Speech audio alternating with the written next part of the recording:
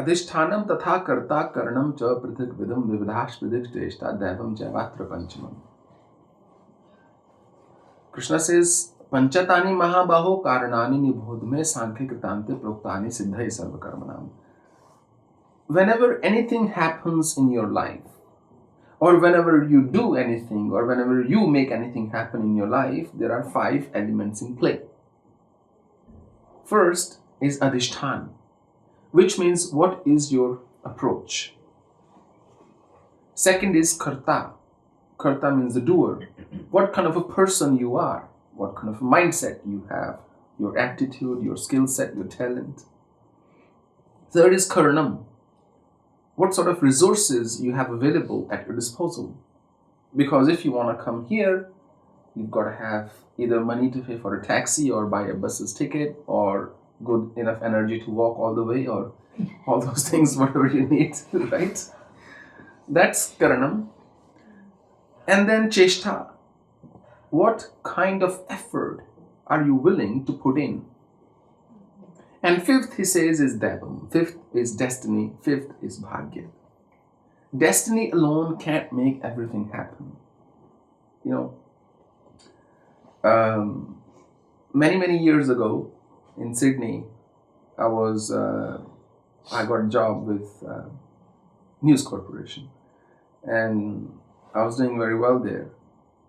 And the agent, who was also my very good friend, David, I was speaking to him and I said to David, David, it's all thanks to you. That otherwise I wouldn't be at News doing what I was doing. He said, yeah, mate. He said, luck can get you in, but luck can't do the job for you. So somewhere, people or mediums in your life that you come across, or dismediums if there is such a word, they can get you somewhere, but ultimately you have to do it. Same thing goes on the spiritual path as well. A guru can give you a mantra, a guru can give you initiation, but you have to walk the path. So it's only 20%. Some events are fixed, but not in everybody's life. The one who has found the secret of working in harmony with nature is unbound by destiny. Such a person is not tied by karma anymore. When you understand, when you get a grip on how not to resist and how to work in harmony with nature, then you are free. Because scriptures say this one thing, that 3 things are absolutely fixed in life. Even astrological scriptures, texts, 3 things are fixed, all others can vary. A, in which family you're going to be born into, your birth is fixed. B, your marriage or marriages, they are fixed. That's fixed, who you're going to get married to and when, if you're going to get married. Third, death. Death is fixed. But if you have really strong willpower, which anybody can build with meditation, or just by following their purpose in life, you can change even these things. Then you get a control over which kind of womb you step into in your next life. You have control over when you want to say, tada. Then you say, bye-bye, I'm done, I'm going, I'm leaving. You have control over that. And you also have control over whether or not you'll end up in that joke of an institution called marriage. then you, all due respect to married people here. So then you control even those aspects of your life because you don't control at all. You see, most people are unable to control because they're trying to control. But most people are unable to control things in their lives because they are trying too hard to control. And when you try too hard to control, you say, this is my framework, this is what's supposed to happen, and that's it. But life is saying, oh, but I'm going to take a little turn here. You say, no, you're going straight. And there is that resistance there. The person who does not control is in greatest control. That's being in harmony. In fact, today I was reading my book, A Million Thoughts. And there's a beautiful line in that book that I happened to write.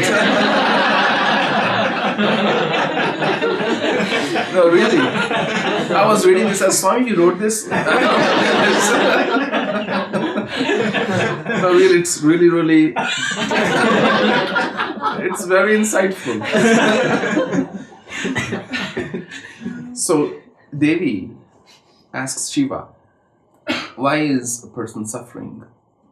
Why do people suffer, basically? And Shiva says, they are not in harmony. Their speech, action, thoughts, and consciousness are not in harmony with each other. And then Shiva says something amazing. He says, suffering is alignment.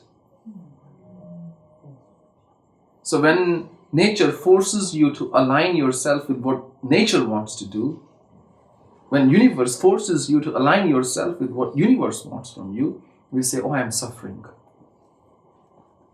That's all suffering is. And there is something I say quite often, pain is inevitable. There is no escaping from pain. Human life is pain. Even meditation cannot help you in escaping pain of ordinary life or ordinary pain of normal life. But suffering is very much our choice. It seems like it's a choice. I may have given you the impression that you choose, but somewhere it's true as well. How we take life determines what are we going to feel about our life. So our question is, do other people's karma, especially those in your family, have an impact on you, and does your karma have an impact on others? If you walk into a room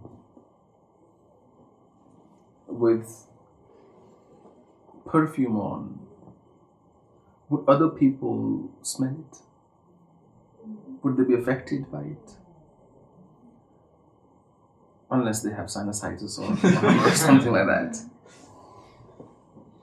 Similarly, unless somebody has insulated themselves from your karma, they would be impacted. Not just your family, not just your immediate family, that your neighborhood, the society around you, that city, the town, that state, that country, this world, and this universe.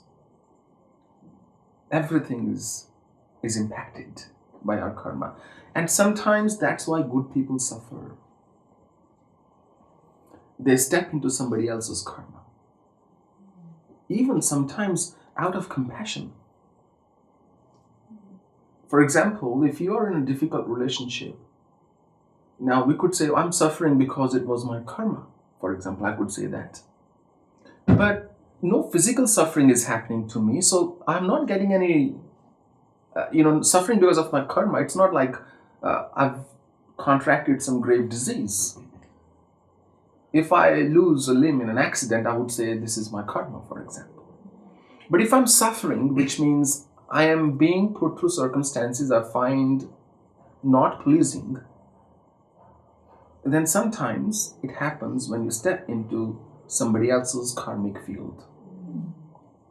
If you have a sibling who's, for example, having troubles with the law, or a drug addict, or whatever it be, and the police comes to your home every week, every other week, every 10 days or every month, you haven't done anything wrong, but you have to put up with that maybe either disgrace or shame or all the other feelings you may feel at cops coming in your home and questioning you.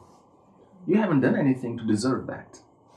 But sometimes you actually do step into somebody else's karmic field. So it is not just possible, but it happens all the time that your punya karma protects others. And I think it's something the Vedic civilization understood more than 40,000-50,000 years ago. And that's why this whole relationship of guru-disciple came about. And in all the more recent religions, we have books, and we have custodians of those books, and we can give them whatever name, and people go to them for guidance, and they open the book and they say, the book says this. But in Vedic civilization, no such method ever existed. It said, look, this is nature, everything is God, look upon everything as divine, pray to everything, and see everybody as God. Because you will be impacted by what others do or don't do. And it's like singing, If you are singing in a chorus, one bad singer can destroy the whole chorus if he or she is particularly loud as well. The others have made no mistake, they are following the score. But one person is not, and one person's karma is impacting everybody else's. And that's why my happiness, my state of happiness, how I feel about life is quite an individual affair. But only so much. Ultimately, it depends on how happy the society around me is, and how happy I keep myself and others around me. Everybody rejoices when everybody is happy.